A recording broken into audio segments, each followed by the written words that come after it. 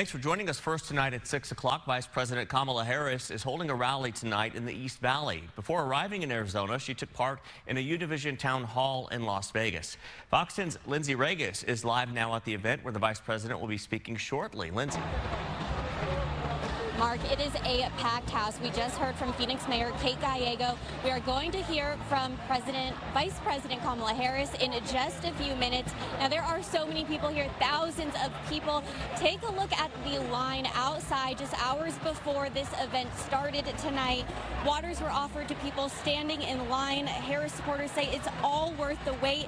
Now, it's no surprise Kamala Harris is back in Arizona. This has been a big week in the Grand Canyon state. Last time Harris was in Arizona was last month. On September 27th, she came to Douglas to visit the U.S.-Mexico border to discuss immigration and border security. Her visit today may not be her last before Election Day on November 5th.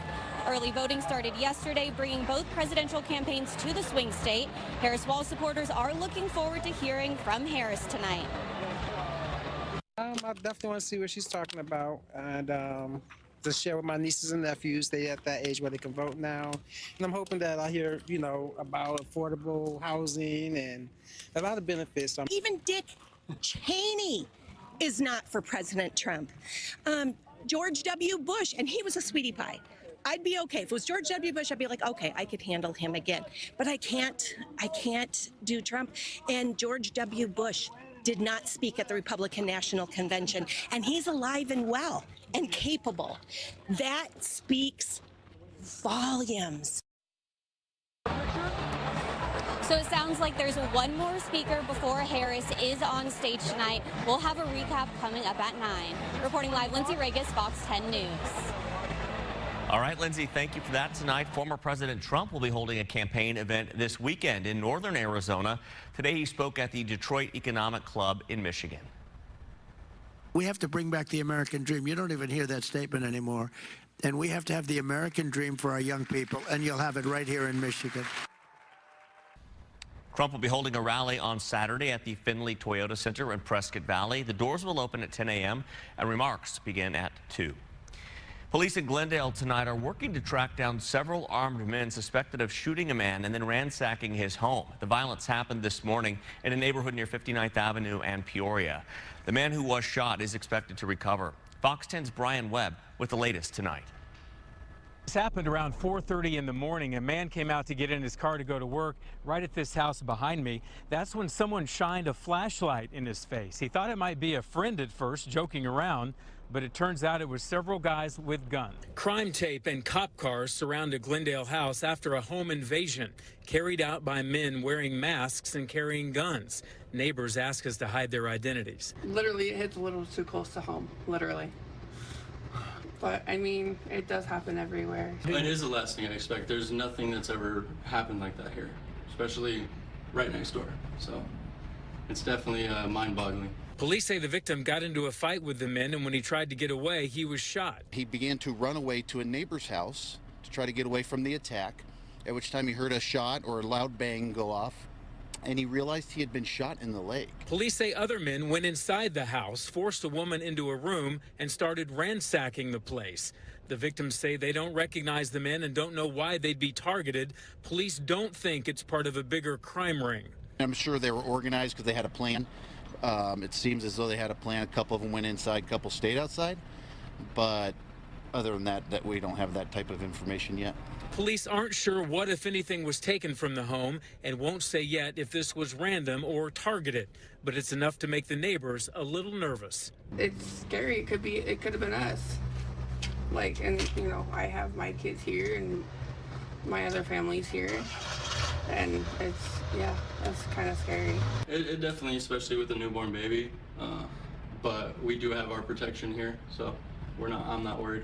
We're told a young man and woman recently moved into that house. The man who was shot is expected to be okay, and the woman was not hurt. And again, no arrests have been made. If you can help, call Glendale Police. In Glendale, Brian Webb, Fox 10 News. New at 6, a Prescott man has vanished during a camping trip, and deputies say a suspect inside of his truck has been killed in a shootout with police near Lake Havasu City. Coconino County Sheriff's deputies say 66-year-old Russell Vinton was camping in the Jacob Lake area with a friend.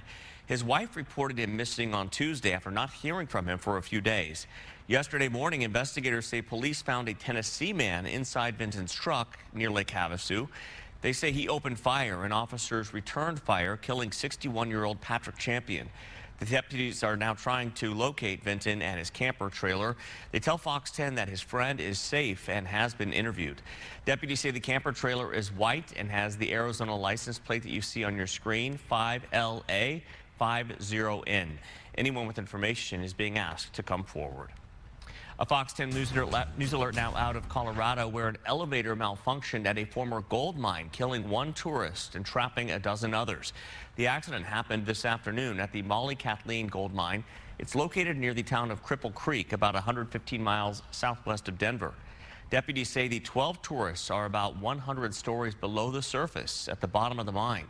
Crews say the group is safe and able to communicate with rescuers, and work is now underway to get the elevator back online. If necessary, crews say they may try to reach the tourists by rope.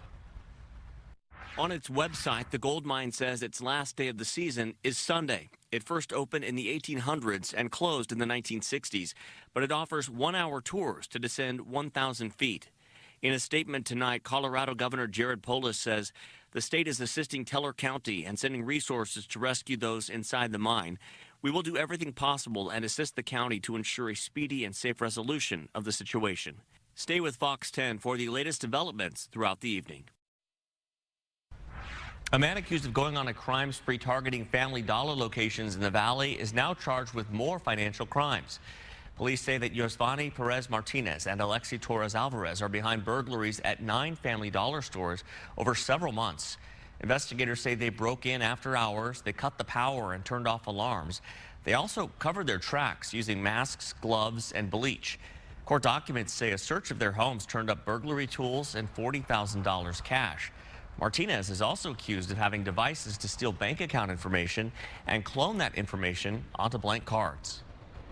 Additionally, during those, while executing those warrants, investigators located additional evidence unrelated to the commercial burglaries.